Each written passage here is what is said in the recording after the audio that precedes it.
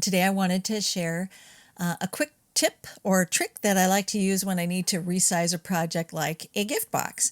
This is the mini mailbox SVG, and it measures 2 inches wide by 2 inches deep, and it's adorable at the 2-inch size, but sometimes you want something a little bigger, and I wanted to make it large enough to put a gift card inside. So to do that, I've got the file already uploaded into Design Space, and then I've already added it to my canvas here. And as you know, Design Space likes to bring everything in as a group, so it's all grouped here. And they also like to bring everything in as a cut line. So everything is considered a cut by Design Space unless we go in and modify those things. Now, the first thing I like to do is go ahead and just resize everything first.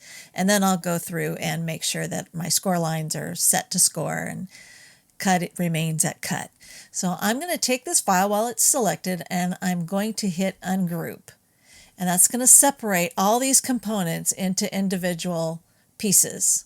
Right? So I can move those all around independently of each other. But I don't want to separate my score lines and such from these pieces here because I need those to stay in that position. So first thing I'm going to do is grab all of these pieces here by dragging and selecting them and not moving anything until I've got them all except for these two pieces right here. And I'll explain that in a second. So I'm going to drag this, and I'm going to use the corner, the left upper corner of my bounding box here to gently move all of these pieces so that they're a little bit to the right and a little bit lower than this piece right here. Now, the reason I'm doing that is this piece has a nice straight line here and a straight line here, and I also know that it's 2 inches wide, so I'm going to use that to help me determine how much larger I want to make everything.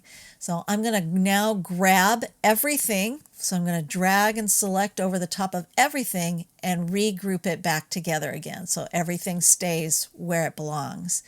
I'm going to move this up to the upper left-hand corner so that it is flush right here into the 0. And I can't take it any further than that. Whatever is the furthest piece extending out on this grouping here is going to be the limitation of how far this will go up there. So it's going to stop me and say, okay, you're flush in the corner here at 0, 0, and here you can see that piece is 2 inches wide. Now I'm going to leave my aspect ratio the same. I'm not going to unlock it because I need this to increase in size 1/2 inch vertically and 1/2 inch horizontally.